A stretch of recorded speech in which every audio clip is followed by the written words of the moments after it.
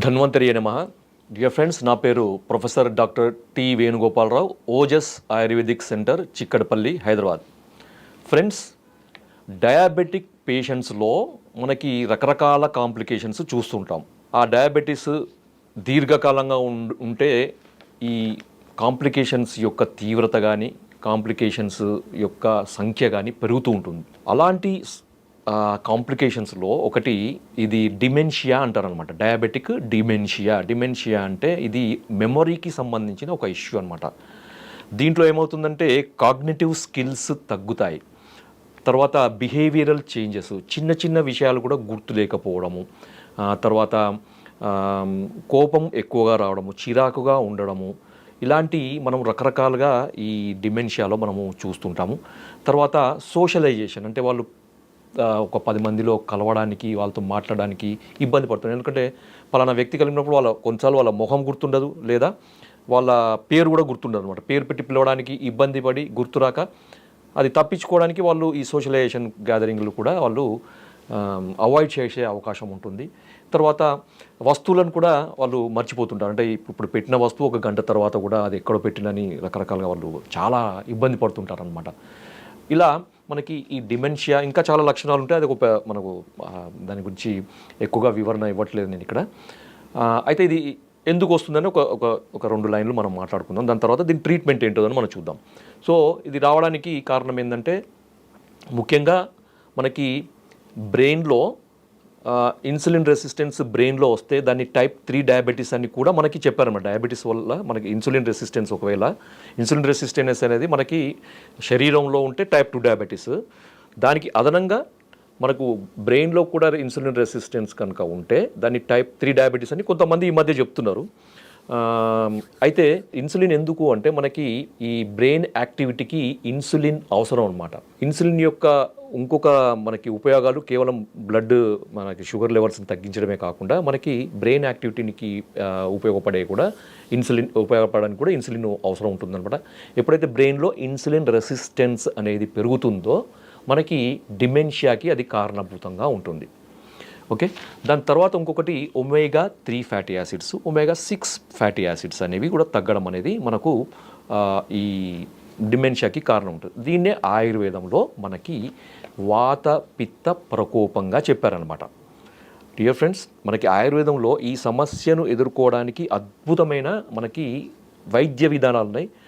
దాంట్లో మీకు ఒక చిన్న ఎగ్జాంపుల్ లాగా నేను ఇప్పుడు ఒక రెమెడీ చెప్తాను. రెమెడీ అనేది కొద్ది వరకే పనిచేస్తుంది, కాకపోతే మీకు ప్రివెంటివ్గా అందరూ వాడుకోవచ్చు. స్టార్ట్ అయిందంటే మాత్రం ఇది వాడి దాని తర్వాత మీరు ఆయుర్వేద వైద్యులను సంప్రదించి దానికి సంబంధించిన మంచి మందులు ఉన్నాయి ఆయుర్వేదంలో, అవి వాడండి. సో దీన్ని మనము ఘృత మరీచం అని అంటారనమాట. అంటే మీకు తెలవడానికి ఘీ పెప్పర్ అంటే ఏమని చెప్పారంటే ఆయుర్వేదంలో శుద్ధ గవ్యం ఘృతం తప్తం మరీచైర్వా కణాన్వితం రసాయనం సదాపేయం ఘృతపానం ప్రశస్యతే రూక్షక్షత విషార్తానం వాతపిత్త వికారినాం. ఈ 4వ లైన్ చెప్తున్నాను, అది చాలా ఇంపార్టెంట్ ఈ సందర్భంలో. హీన మేధ్య స్మృతీనాంచ ఘృతపానం ప్రశస్యతే అంటే ఎవరికైతే ఈ ఇంటెలిజెన్స్, కాగ్నిటివ్ స్కిల్స్ తగ్గుతాయో, మెమరీ పవర్ తగ్గుతుందో వాళ్ళకి, అంటే హీన మేధ్య స్మృతి అంటారనమాట, వీళ్ళకి తగ్గిన వాళ్ళకి ఘృతపానం ప్రశస్యతే, ఘృతపానము ఒక అద్భుతమైన పరిష్కారం అని చెప్పారనమాట. అది కూడా మనకి క్షీరం మనకు మరీచ కణాన్వితం అని చెప్పారు కదా. మరి ఇది ఎలా చేసుకోవాలి అంటే మీరు ఒక 1/2 లీటరు మంచి, ఇక్కడ ఎందుకన్నారంటే శుద్ధ గవ్యం ఘృతం, ఆవు నెయ్యిని మాత్రమే తీసుకోవాలి. గవ్యం అంటే ఆవు, ఘృతం అంటే నెయ్యి. గవ్య ఘృతం అంటే ఆవు నెయ్యిని మాత్రమే తీసుకోవాలి. వేరే నెయ్యిలతోని ఎటువంటి ఉపయోగాలు ఈ సందర్భంలో ఉండవు. కాబట్టి మనకి డయాబెటిక్ డిమెన్షియాకు అవసరమైనది మనకి ఒరిజినల్ జెన్యూన్ ఆవు నెయ్యి ఒక 500 గ్రాములు తీసుకొని దాంట్లో మనకి శుద్ధమైన మిరియాలను, అవి ఎంత అంటే ఒక 100 గ్రాముల మిరియాలను దంచి మీరు గిన్నెలో వేసి, ఈ నెయ్యి గిన్నెలో వేసి దాంట్లో ఒక 100 గ్రాముల మిరియాలను దంచి దాంట్లో వేసి ఒక 15 నుంచి 20 నిమిషాలు సన్నటి మంట మీద మరిగించండి చాలు. దాని తర్వాత దాన్ని వడపోసేయండి. వడపోసి అది చల్లారించిన తర్వాత మీరు ఏదైనా కంటైనర్లో మీరు దాన్ని భద్రపరచుకోండి. ప్రతిరోజు కూడా ఒక వ్యక్తిగత అవసరాన్ని బట్టి లేదా ఒక వ్యక్తి యొక్క జీర్ణ శక్తిని బట్టి, ఆకలి శక్తిని బట్టి మంచి ఆకలి ఉన్న వాళ్ళకి దీన్ని 3 స్పూన్లు ఒక అర గ్లాసు గోరువెచ్చని నీళ్ళు అంటే తాగగలిగేంత వేడి ఉన్న నీళ్ళలో ఒక 3 స్పూన్ల ఈ ఇప్పుడు తయారు చేసిన ఈ పెప్పర్ ఘీని వేసి పరగడుపున ప్రతిరోజు తాగాలన్నమాట. తాగిన తర్వాత తక్కువలో తక్కువ ఒక గంట వ్యవధి ఇవ్వాలి. ఎందుకంటే ఘృతము ఆవు నెయ్యి డైజెషన్ కావడానికి కొద్దిగా టైం పడుతుందన్నమాట. సో అంత టైం మనకి ఇవ్వాలన్నమాట. ఇది వ్యక్తిగత అవసరాన్ని బట్టి కొంతమందికి 2 స్పూన్లు అవసరం ఉంటుంది, కొంతమందికి 1 స్పూన్తోనే మనకి ఈ జీర్ణశక్తికి సరిపోయేంత ఉంటుంది. కాబట్టి 1 నుంచి 3 స్పూన్ల వరకు ప్రతిరోజు కూడా తీసుకోవచ్చు. ఎంతకాలం తీసుకోవాలంటే మీకు ఎంతకాలం తీసుకున్నా దీనివల్ల నష్టమే ఉండదు, ఇంకా ఉపయోగాలు ఉంటాయి. ఎందుకంటే మనకి ఆవు నెయ్యిలో ఆవు నెయ్యి అనేది భగవంతుడు మనకు ప్రసాదించిన ఒక అద్భుతమైన ఔషధం అన్నమాట. దాని యొక్క విలువ తెలియక మనకు ఇన్ని రోజులు మనకు ఆయిల్ అని ఈ ఆయిల్ అని తర్వాత కొలెస్ట్రాల్ నెయ్యి కొలెస్ట్రాల్ పెరుగుతుంది మన మీద ఒక తప్పుడు అభిప్రాయాన్ని మనకి క్రియేట్ చేసి మనకు ఈ ఘృతాన్ని మనకి నెయ్యిని దూరం చేశారనమాట. ఇప్పుడు మళ్ళీ తెలుసుకొని మళ్ళీ ఘృతం ఈ ఆవు నెయ్యి వాడండి అని చెప్తున్నారు. ఎందుకు అంటే దీని యొక్క మీద రీసెర్చ్ జరిగిన దాన్ని బట్టి వాళ్ళు చెప్తున్నారు.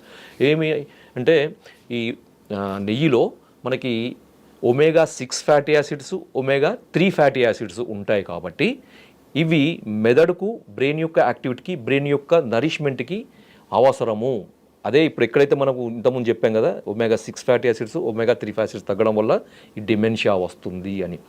ఫ్రెండ్స్, ఇంకొక అద్భుతమైన విషయం ఏంటంటే చాలామందికి తెలియంది ఏంటంటే, మీకు ఒక అపోహ, ఒక తప్పుడు అభిప్రాయం ఏంటంటే డయాబెటీస్ ఉన్న వాళ్ళు ఆవు నెయ్యి వాడొద్దు, ముఖ్యంగా నెయ్యి వాడొద్దు, దాంట్లో ముఖ్యంగా ఆవు నెయ్యి వాడొద్దు అనే ఒక తప్పుడు అభిప్రాయం చాలామందిలో ఉంది.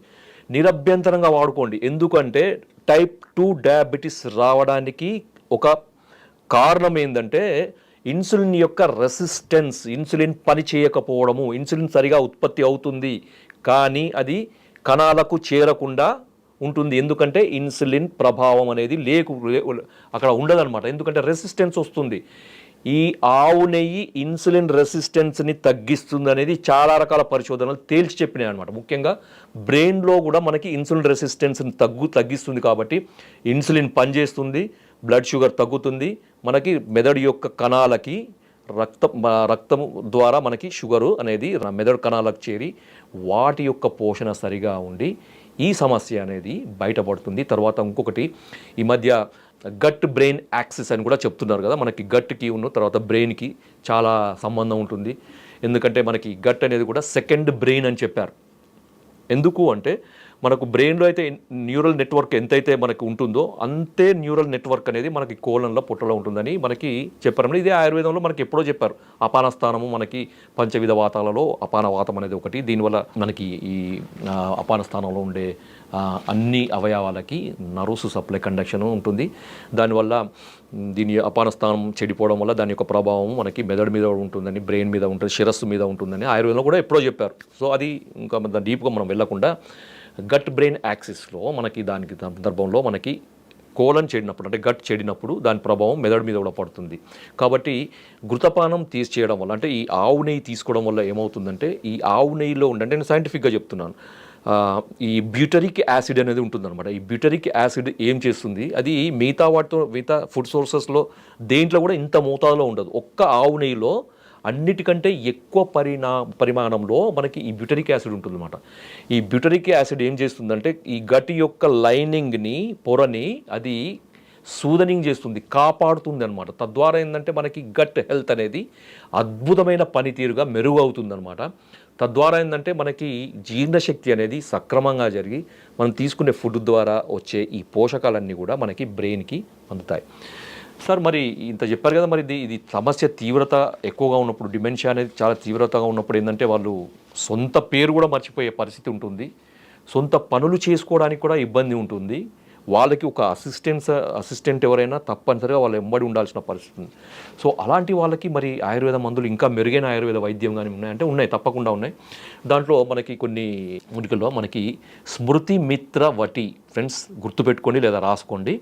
పెద్దవాళ్ళు ముఖ్యంగా 70 సంవత్సరాలు దాటిన వాళ్ళలో మనకి ఈ సమస్య ఎక్కువగా బాధిస్తుంది. చూసే వాళ్ళకు కూడా ఇబ్బంది అనిపిస్తుంది. బాధపడే వాళ్ళకే కాదు, అనుభవించే వాళ్ళకి కాదు, చూసే వాళ్ళకు కూడా, తర్వాత వాళ్ళకి సేవ చేయాల్సిన భార్యలు కానీ పిల్లలు కానీ వాళ్ళందరికీ కూడా ఒక రకమైన ఇబ్బంది అనమాట. వాళ్ళకు కూడా ఎంతోమంది అంటే వాళ్ళ జీవితంలో ఎన్నో కష్టాలు పడి ఎన్నో పిల్లలకు పెళ్ళిళ్ళు చేసి బరువు బాధ్యతలు అయిపోయిన తర్వాత ఒక ప్రశాంతమైన జీవితం గడుపుదాం అనుకునే సమయంలో ఇలాంటి సమస్య వచ్చినప్పుడు చాలా ఇబ్బందికరంగా ఉంటుంది, చాలా ఎంబరాజింగ్గా ఉంటుంది చూసే వాళ్ళకైనా కానీ సేవ చేసే వాళ్ళకి కానీ. సో అలాంటి పరిస్థితిలో ఉన్న వాళ్ళకి ఈ స్మృతి మిత్ర వటి, మళ్ళీ చెప్తున్నాను, స్మృతి మిత్ర వటి. స్మృతి అంటే మనకి మెమొరీ పవర్, లేకపోతే కాగ్నిషన్ స్కిల్, తర్వాత మనకి ఇంటెలిజెన్స్, వీటన్నిటినీ కూడా స్మృతి కింద తీసుకున్నారనమాట. ఈ స్మృతికి మిత్రం అంటే మనకి అనుకూలంగా ఉండేది, ఒక సహాయకుడిలాగా, ఒక స్నేహితుడిలాగా మనకి సహాయపడేది, దోహదపడే ఈ స్మృతి మిత్రవటి.